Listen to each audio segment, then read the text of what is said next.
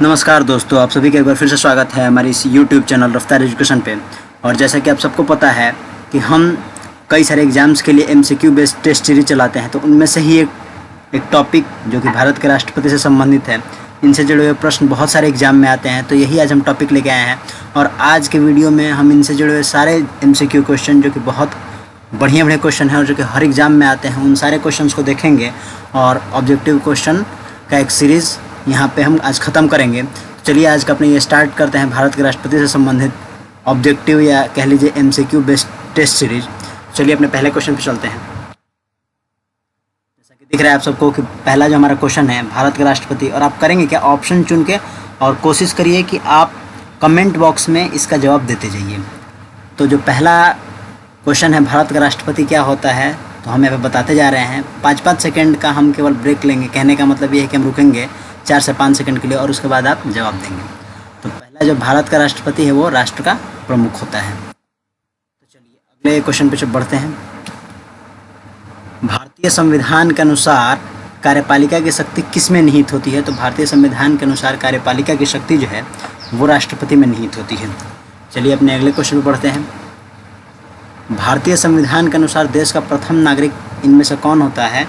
तो भारतीय संविधान के अनुसार देश का प्रथम नागरिक राष्ट्रपति होता है। और ये छोटे छोटे प्रश्न हैं, इनको देख के आप कंफ्यूज मत होइएगा कि ये कैसा टेस्ट सीरीज चल रहा है, क्योंकि हम सब अभी तक के जो जितने वीडियो हैं उन सब में से मिला के और सबसे अच्छे क्वेश्चन लेके आए हैं।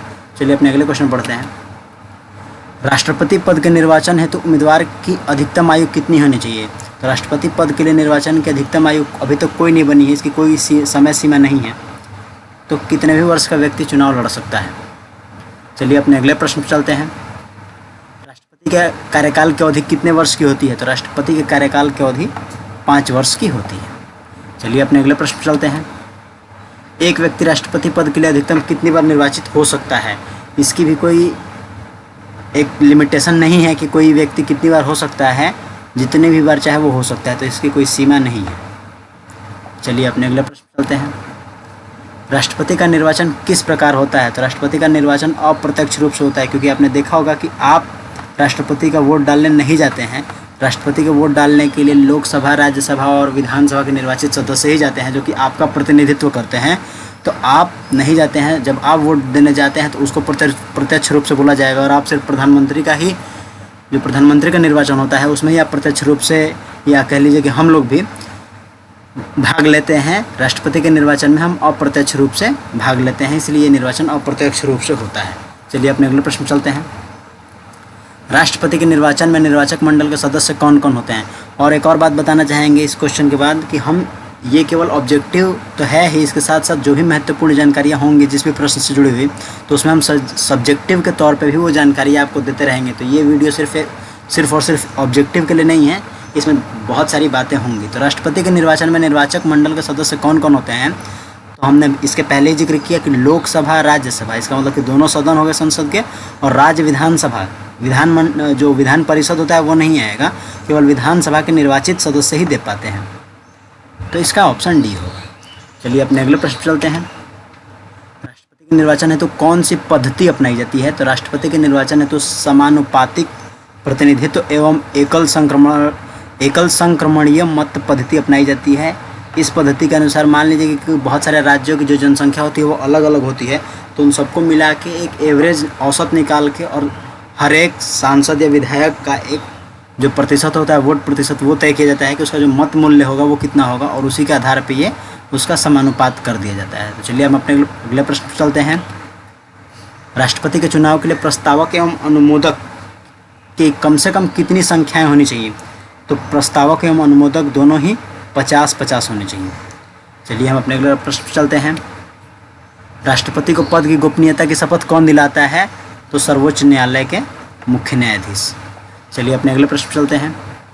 राष्ट्रपति पद के चुनाव संबंधी विवाद को किसे निर्देशित किया जाता है? तो सर्वोच्च न्यायालय। सर्वोच्च न्यायालय ही चुनाव संबंधी विवादों को देखता है। राष्ट्रपति अपना त्यागपत्र किसे संबोधित करता है? तो राष्ट्रपति अपना त्यागपत्र उपराष्ट्रपति को संबोधित करता है। चलिए अपने अगले प्रश्न चलते हैं। क्या राष्ट्रपति को कार्यकाल पूरा होने से पहले हटाया जा सकता है?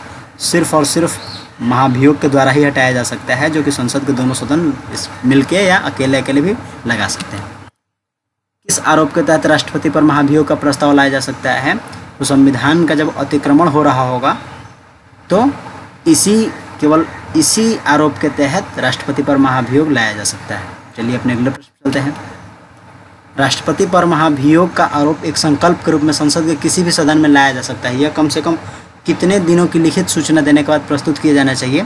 तो 14 दिन की लिखित सूचना देने के बाद ही आप संसद में प्रस्तुत कर सकते हैं महाभियोग का आरोप। राष्ट्रपति पर महाभियोग की प्रक्रिया किस देश से ली गई है? तो राष्ट्रपति पर महाभियोग की प्रक्रिया अमेरिका से ली गई है, ये याद रखिएगा। चलिए अपने अगले प्रश्न पढ़ते हैं। महाभियोग की प्रक्रिया पूरी होने पर राष्ट्रपति को कब से पदच्युत समझा जाएगा, मतलब पद से हटा हुआ माना जाएगा? तो जिस दिन महाभियोग प्रस्ताव जो है संसद स्वीकृत कर लेगा उसी दिन से उनको अपने पद से हटा हुआ माना जाएगा। तो चलिए अपने अगले प्रश्न चलते हैं। महाभियोग प्रक्रिया के आरोप की जांच के दौरान क्या राष्ट्रपति स्वयं संसद में उपस्थित होकर या अपने प्रतिनिधि के माध्यम से अपना पक्ष प्रस्तुत कर सकता है?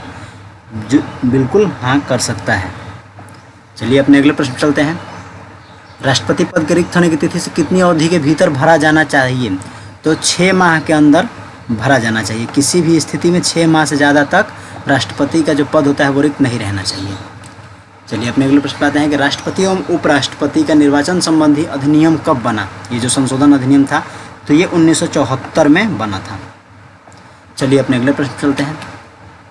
अब तक राष्ट्रपति पद के लिए कितनी बार चुनाव कराया गया है? तो अभी तक टोटल 14 बार कराया गया है और ये जो 14वां हुआ था अभी हुआ है, जिससे कि जो राष्ट्रपति हमारे अभी हैं रामनाथ कोविंद, उन्हीं को चुना गया है और वो हमारे देश के 14वें राष्ट्रपति हैं। चलिए अपने अगले प्रश्न चलते हैं। निम्नलिखित में से कौन भारत के राष्ट्रपति के चुनाव में भाग नहीं लेता है? बहुत पहले से जिक्र होता आ रहा है चौथे या 5वें क्वेश्चन से कि विधान परिषद के जो सदस्य होते हैं वो भाग नहीं लेते हैं। चलिए अपने अगले प्रश्न पर चलते हैं। भारतीय संविधान का कौन सा अनुच्छेद राष्ट्रपति के पद के लिए पुनः निर्वाचन की योग्यता निर्धारित करता है? तो अनुच्छेद जो 57 होता है वो पुनः निर्वाचन की योग्यता निर्धारित करता है। अब इसमें से अगर बात करें, ये जो पहले बताया था हमने कि ये जो हमारा आज का वीडियो है वो सब्जेक्टिव भी होने वाला है, तो ये तीनों अनुच्छेद के बारे में भी यहाँ पे हम आपको बताते चल रहे हैं। जो 52 अनुच्छेद होता है वो कहता है कि हमारा देश का एक राष्ट्रपति होगा। अनुच्छेद जो 54 है वो कहता है कि कैसे इलेक्शन करवाया जाएगा, मतलब कैसे निर्वाचन होगा। और जो 55 होता है वो जो रीति होती है, जो हमने अभी पहले पीछे जाकर पढ़ा कि जो समानुपातिक प्रतिनिधित्व एकल संक्रमणीय पद्धति जो होती है वो इसी अनुच्छेद के तहत आती है। तो हमने तीनों अनुच्छेद के बारे में आपको बताया। चलिए अपने अगले प्रश्न चलते हैं। भारत के किस राष्ट्रपति की मृत्यु जो है वो कार्यकाल पूरा करने से पहले ही हो गई? तो इसमें से जो डॉक्टर जाकिर हुसैन हैं उनकी मृत्यु कार्यकाल पूरा करने से पहले ही हो गई और ये 1967 से 1969 तक, ये याद रख लीजिएगा, 67 से लेके और ये 69 तक थे। 1967 से लेके 1969 तक ये राष्ट्रपति थे। इसी दौरान इनकी मृत्यु हो गई थी। चलिए अपने अगले प्रश्न चलते हैं। भारत राष्ट्रपति के सर्वसम्मति से चुने जाने का अभी तक एकमात्र उदाहरण सिर्फ और सिर्फ जो नीलम संजीव रेड्डी हैं यही माने जाते हैं। चलिए अपने अगले प्रश्न चलते हैं। भारत के राष्ट्रपति निर्वाचित होने से पूर्व निम्न में से कौन उपराष्ट्रपति नहीं थे?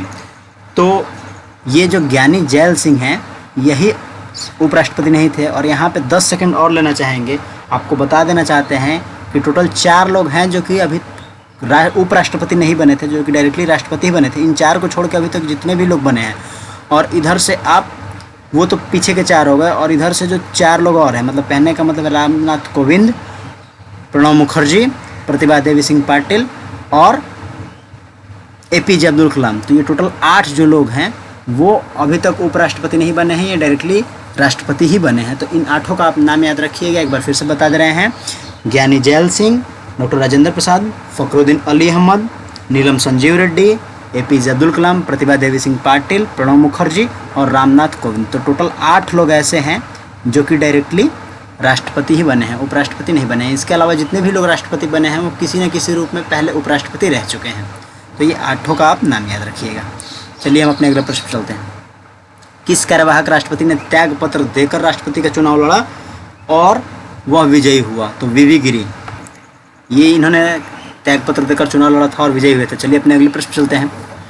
निम्न में से कौन राष्ट्रपति लोकसभा का पूर्व अध्यक्ष रह चुका था? तो नीलम संजीव रेड्डी जी जो हैं वो पूर्व अध्यक्ष रह चुके थे।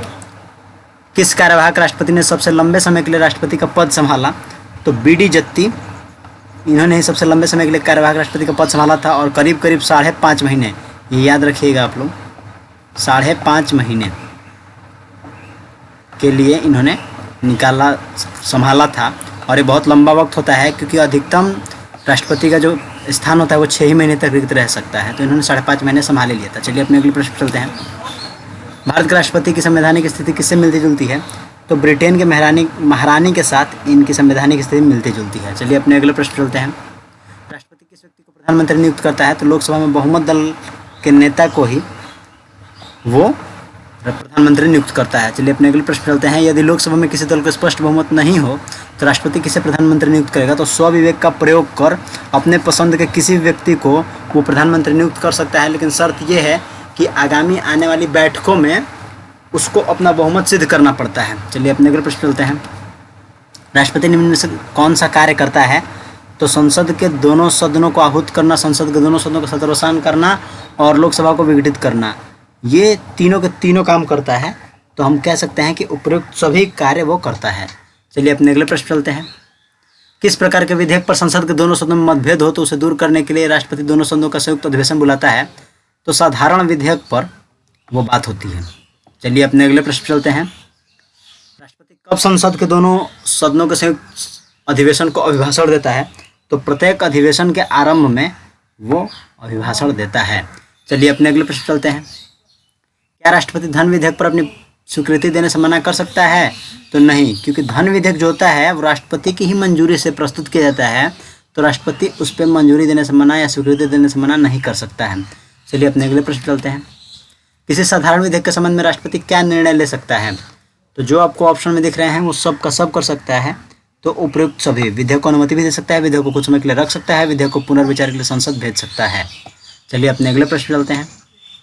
जब किसी विधेयक को राष्ट्रपति के पास भेजा जाता है तो कितने दिनों के भीतर उसे विधेयक पर कार्रवाई करना आवश्यक हो जाता है? तो इसके लिए कोई समय सीमा नहीं बनाई गई है, उसका जब तक मन करे वो अपने पास रख सकता है। चलिए अपने अगले प्रश्न चलते हैं। उपयुक्त समय सीमा के अभाव में राष्ट्रपति जेब वीटो का प्रयोग कर सकता है। वर्ष 1986 में राष्ट्रपति ज्ञानी जैल सिंह ने इसका प्रयोग किया था। जेब वीटो ये होता है कि ना ही वो उस पर अपना निर्णय देता है और ना ही पुनर्विचार के लिए भेजता है, मतलब वो अपने पास सुरक्षित रख लेता है। तो ही ये जो वीटो होता है, ये जो अधिकार होता है, इसी को जेब वीटो बोला जाता है। और ये ज्ञानी जैल सिंह ने भारतीय डाकघर संशोधन विधेयक के मामले में किया था। चलिए अपने अगले प्रश्न चलते हैं। संविधान के किस अनुच्छेद के तहत राष्ट्रपति अध्यादेश जारी कर सकता है? तो 123 के तहत राष्ट्रपति अध्यादेश जारी कर सकता है। राष्ट्रपति किस स्थिति में अध्यादेश जारी कर सकता है? तो इसमें आपको दिख रहा होगा कि संसद के अधिवेशन में न रहने की स्थिति में ही राष्ट्रपति अध्यादेश जारी कर सकता है। चलिए अपने अगले प्रश्न चलते हैं। राष्ट्रपति निम्न में से किस सूची के विषयों पर अध्यादेश जारी नहीं कर सकता? तो राज्य सूची, क्योंकि राज्य सूची जो होती है वो राज्यों के लिए बनी होती है, तो इस पर नहीं जारी कर सकता अध्यादेश। चलिए अपने अगले प्रश्न चलते हैं। अपने अगले प्रश्न पे आ चुके हैं कि राष्ट्रपति द्वारा जारी अध्यादेश संसद के अगले अधिवेशन आरंभ होने के कितने दिनों पश्चात तक प्रभावी रह सकता है? तो 6 सप्ताह। 6 सप्ताह के बाद संसद उस पर निर्णय रहेगा कि वो अध्यादेश जारी रहेगा या नहीं रहेगा, जिस अध्यादेश के तहत वो काम किया गया। चलिए अपने अगले प्रश्न चलते हैं। राष्ट्रपति द्वारा जारी किया गया अध्यादेश आरंभ होने के कितने दिनों तक अधिक से अधिक एक बार में प्रभावी रह सकता है? तो 6 माह प्लस 6 सप्ताह। 6 माह तो वो जब संसद उस पर निर्णय दे दे, और 6 सप्ताह जो कि संसद अपनी अगली बैठक के दौरान वो उस पर निर्णय देता है। मतलब अध्यादेश वो 6 सप्ताह के अंदर ही उसके ऊपर संसद को कोई ना कोई निर्णय देना होता है कि वो अध्यादेश रहेगा या नहीं रहेगा। तो टोटल 6 माह प्लस 6 सप्ताह। चलिए अपने अगले प्रश्न चलते हैं। निम्न में से किस प्रकार का विधेयक राष्ट्रपति के पूर्वानुमति लिए बिना संसद में पेश नहीं किया जा सकता? तो धन विधेयक जो है वो पूर्वानुमति लिए बिना संसद में पेश नहीं किया जा सकता। चलिए अपने अगले प्रश्न चलते हैं। संविधान के किस अनुच्छेद के तहत राष्ट्रपति सर्वोच्च न्यायालय से परामर्श ले सकता है? तो अनुच्छेद 143 के तहत वो ले सकता है परामर्श। चलिए अपने अगले प्रश्न चलते हैं। यदि राष्ट्रपति के पद त्याग या मृत्यु के समय उपराष्ट्रपति का पद रिक्त हो तो कार्यवाहक राष्ट्रपति के रूप में कौन पदभार ग्रहण करता है? तो जो सर्वोच्च न्यायालय के मुख्य न्यायाधीश होते हैं वही पदभार ग्रहण करते हैं। चलिए हम अपने अगले प्रश्न पे आ चुके हैं कि भारत का राष्ट्रपति घोषणा कर सकता है इनमें से क्या। तो इनमें से आपको जो जो ऑप्शन दिख रहे हैं वो सभी कर सकता है। आपातकाल भी लगा सकता है, राष्ट्रपति शासन भी लगा सकता है और वित्तीय आपातकाल भी लगा सकता है। चलिए हम अपने अगले प्रश्न पे चलते हैं।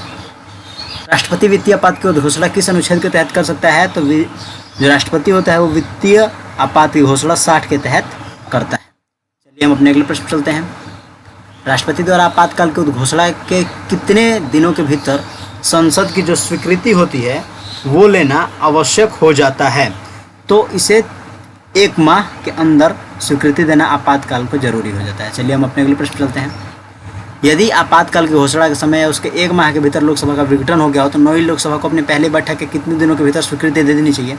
तो 30 दिन के भीतर किसी भी हाल में वो स्वीकृति देनी ही पड़ेगी आपातकाल की। चलिए हम अपने अगले प्रश्न चलते हैं। संसद के दोनों सदनों द्वारा अनुमोदन किए जाने पर उस तारीख से कब तक आपातकाल लागू रह सकता है। तो 12 माह तक वो आपातकाल जो है वो लागू रह सकता है। चलिए हम अपने अगले प्रश्न चलते हैं। आपातकाल के दौरान संसद लोकसभा की अवधि को एक बार में कितने समय के लिए बढ़ा सकती है। तो 1 वर्ष के लिए बढ़ा सकती है।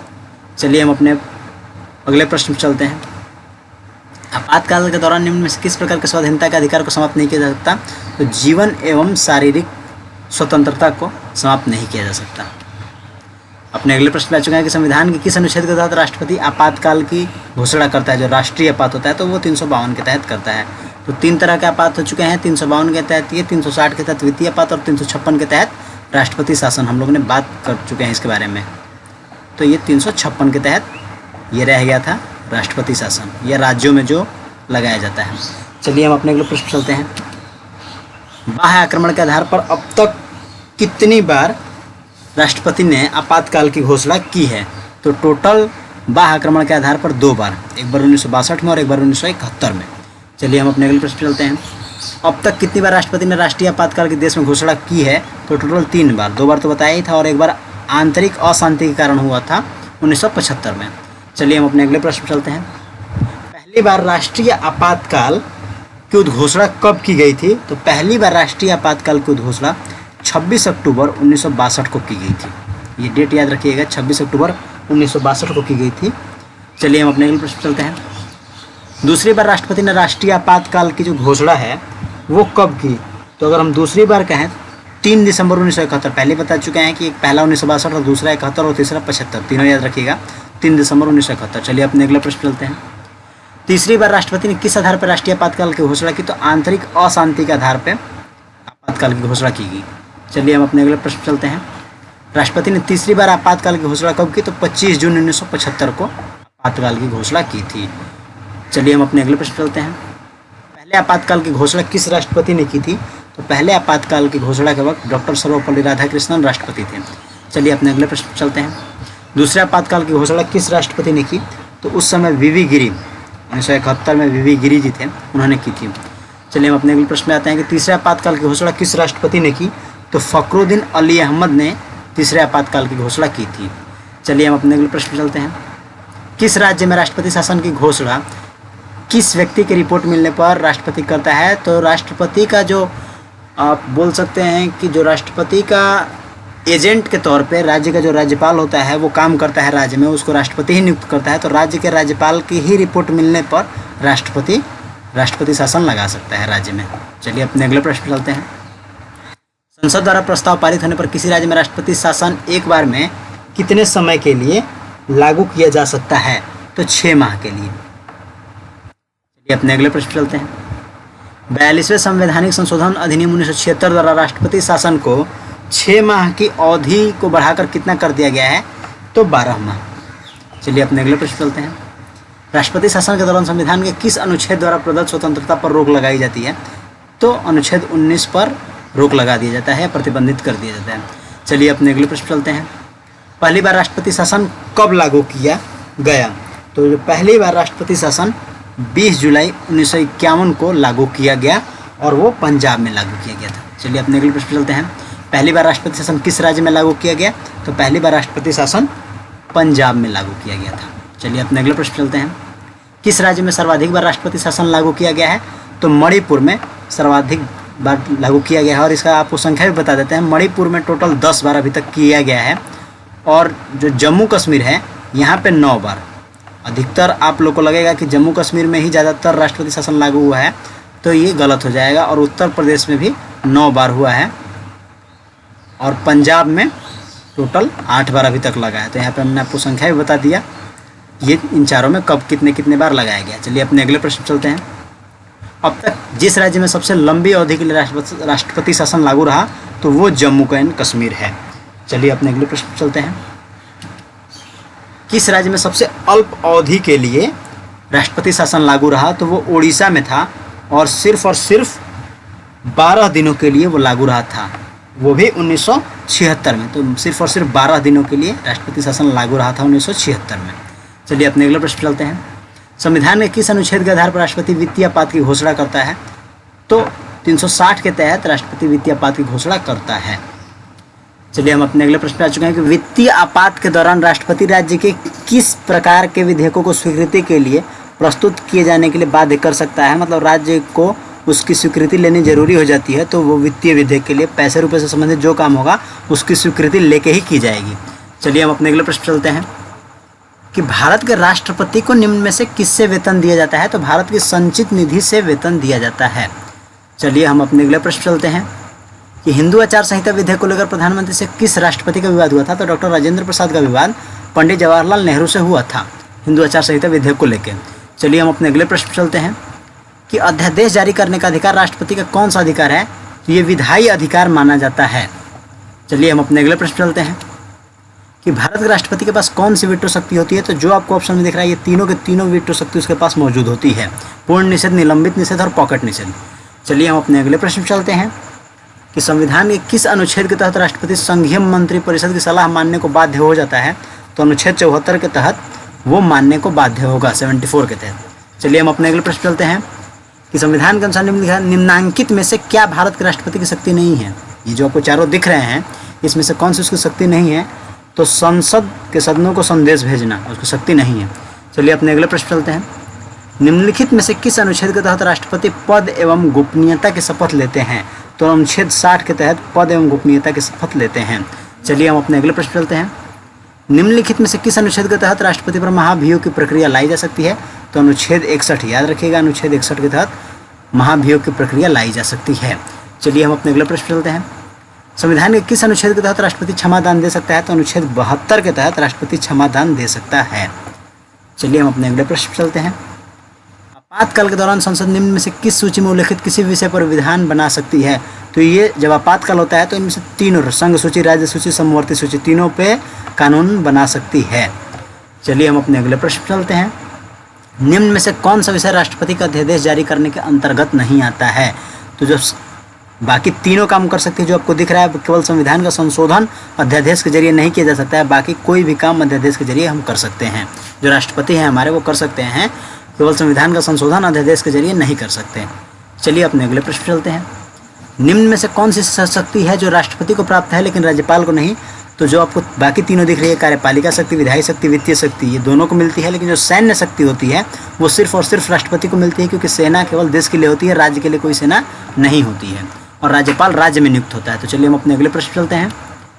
सर्वोच्च न्यायालय द्वारा दिया गया परामर्श राष्ट्रपति पर इनमें से क्या नहीं होगा? तो बाध्यकारी नहीं होगा किसी भी हाल में। वो मान सकता भी है और मान नहीं भी सकता है, वो उसके ऊपर निर्भर करता है। चलिए हम अपने अगले प्रश्न चलते हैं, और वो आखिरी प्रश्न होगा। निम्नलिखित में से कौन सा उपराष्ट्रपति राष्ट्रपति नियुक्त नहीं हुआ था? तो कृष्णकांत। बाकी जो आपको तीनों दिख रहे हैं वो राष्ट्रपति नियुक्त हो चुके हैं। तो कृष्णकांत जो हैं आज तक राष्ट्रपति नहीं निर्वाचित हुए। तो ये हमारा आपने देखा जैसे कि हमारे जो 90 क्वेश्चन है, और अधिकतर एग्जामों में इन्हीं में से कोई ना कोई क्वेश्चन आएगा, क्योंकि हमने बहुत ज़्यादा सोर्सेस को मिला के और ये 90 क्वेश्चन तैयार किया था।